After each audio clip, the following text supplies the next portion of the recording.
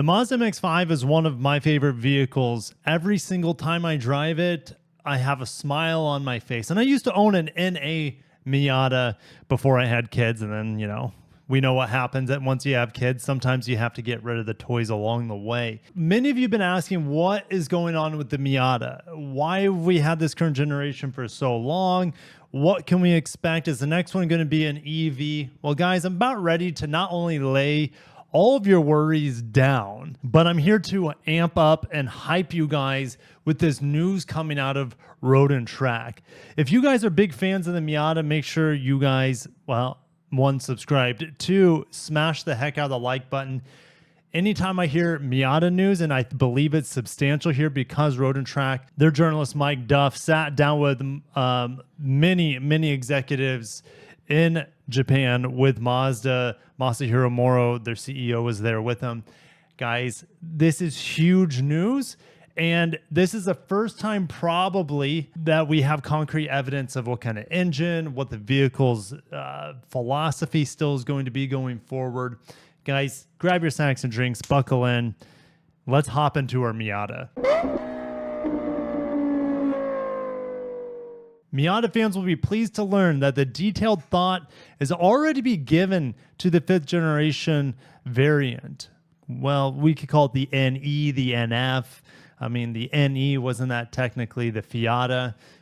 So the new one could be an NF, whatever Mazda decides to call this new generation's 5th gen. And this new generation will meet emission standards. Is it going to be a hybrid? Is it going to be an EV? Will it meet the safety standards?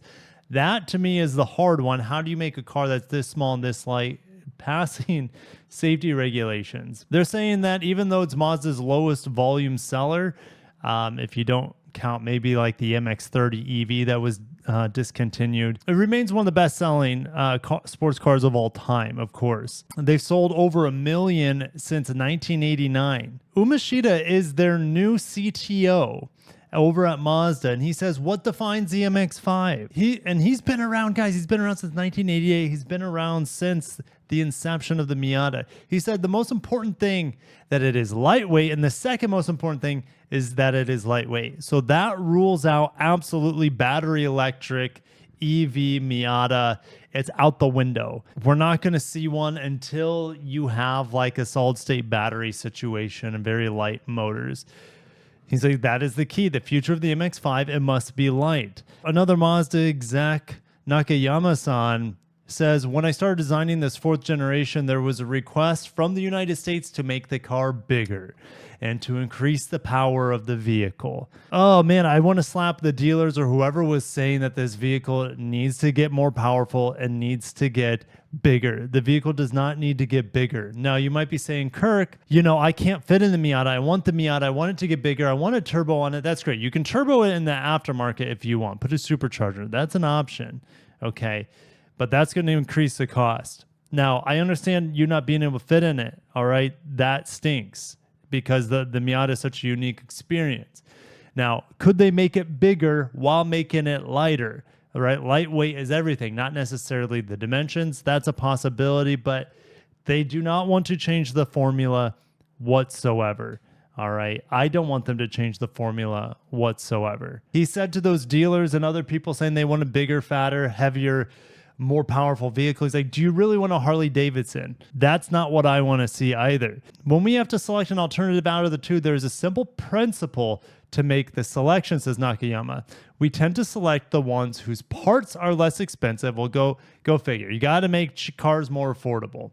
But these parts also need to be lighter and smaller. By doing so, we can prevent a car from being too big.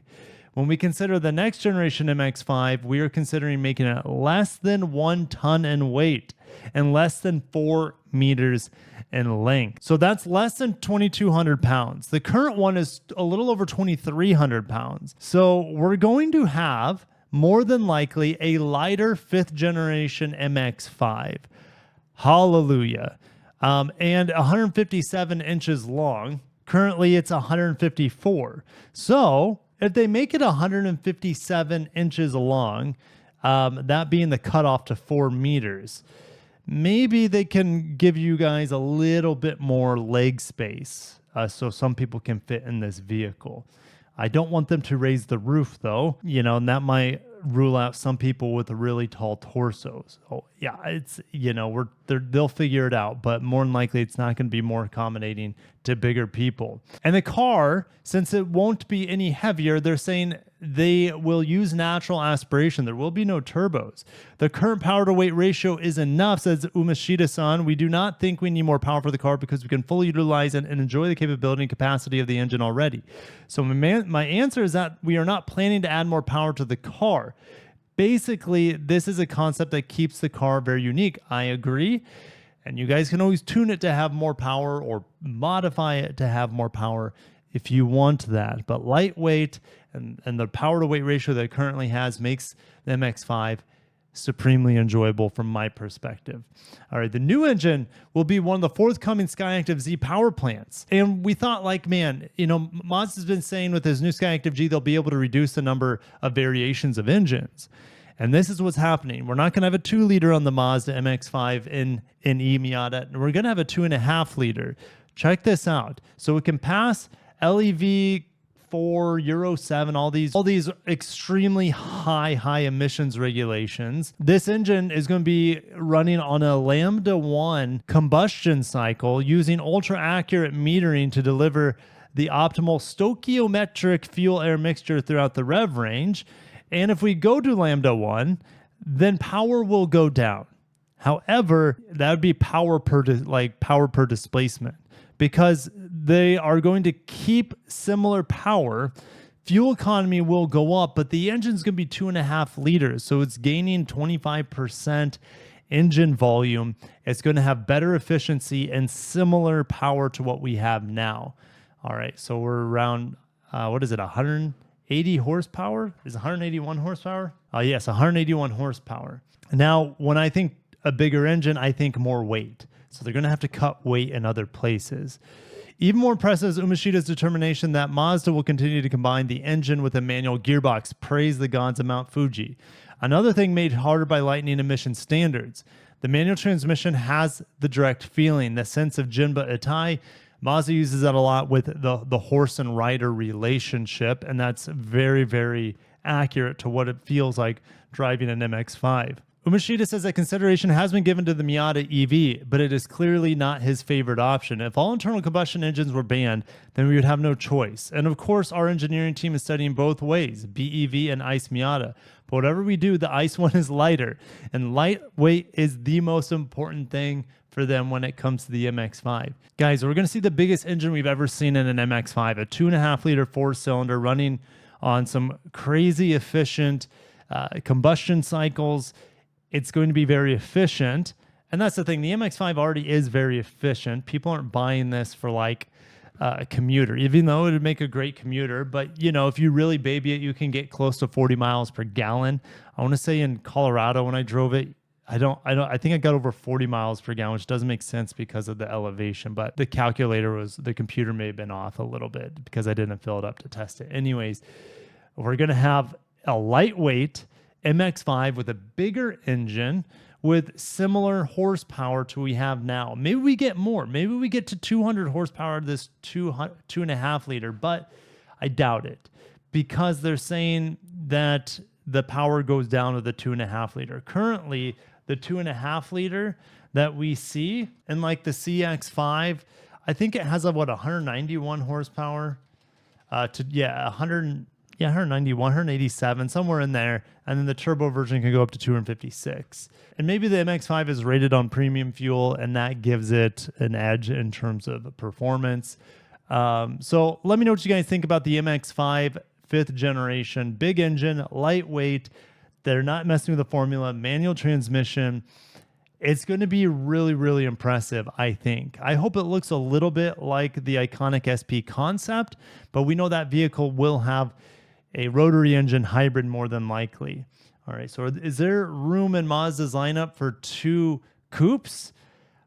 Let me know what you think down below. Long live the MX-5. This car is the heartbeat of Mazda. They have to keep it going one way or the other.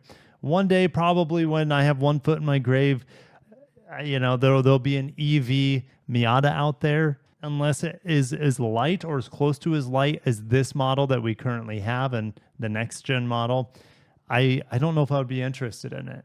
I know EV makes sense for this car because few people are using it as a road trip car due to its lack of cargo.